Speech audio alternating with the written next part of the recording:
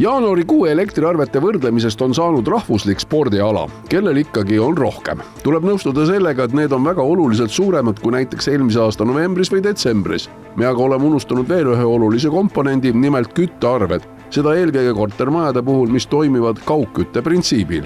Üks asi on hinnad ja teine asi on arved. Kaugkütte hind on olnud viimastel aastatel kõikidel Eesti teenusepakkujatel äärmiselt stabiilne ja peale energiakriisi on ta olnud pigem languses. Me saame ka Tallinna näitel öelda, et kuskil 2,5 aastat on ta olnud siin vahemikus 74–79 eurot megavatt-tunni eest ja täpselt sama trend on siin jätkunud ka jaanuaris, nii et kaugkütte hind ühiku kohta on olnud väga stabiilne. Nüüd arve teine komponent on kogused. Ja jaanuar on olnud loomulikult siin erakordselt külm. Keskkonnaportaali andmetel viimase 25 aasta üks külmemaid, mis tõttu loomulikult hoonete kütmiseks vajalik soojusenergia kogus on olnud suurem, mis tõttu ka arved tulevad natukene suuremad.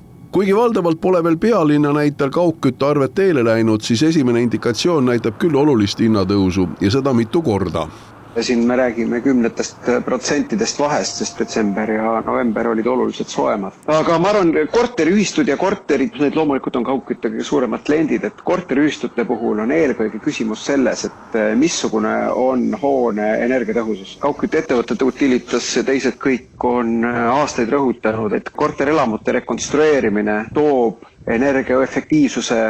Elektri ja kütte hinna võrdlustest on saanud nüüd Eestis rahvuslik spordiala. Igaüks paneb ikkagi kuskile üles, et palju tal kulus elektrile, eelmises kuus palju küttele, aga veel olulised küttearved on kindlasti veel tulemata. Kuidas teie kulude jaanuaris on, et kütte ja elektrile läheb hulluks? Nagu ikka kõrgemad, nagu kõigil teistki. Oluliselt kõrgemad? Pea 2 korda, jah. See on ju päris suur tõus. On, aga loodame, et veebruar tuleb parem vähemalt. Nüüd on näha, et natuke see on ikkagi madalamad. Et ilmad lähevad soojemad? Seda veel ei paista, aga vähemalt nüüd on see Aluvere töötab, et äkki natuke see aitab. Väga kõrged. On kõrged? Jaa, väga kõrged.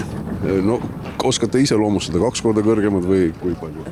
No ikka lausa 3 korda kõrgemad. Lausa? Lausa 3 korda, jaa. On seal rohkem nagu elektritõus või on teil kaugküte ka või? Me kütame praegu ainult ahju ja siis sellise õhksoojuspumbaga. 3 korda kõrgemad? Jaa. No eks põrandasoojendused ka, põrandaküte. Когда так что-то понижалось, что ли, все время только растет. Так что... No ikka läksid, jah. Aga huvitav, et linna pool, Tallinna pool on odavamad kui maal.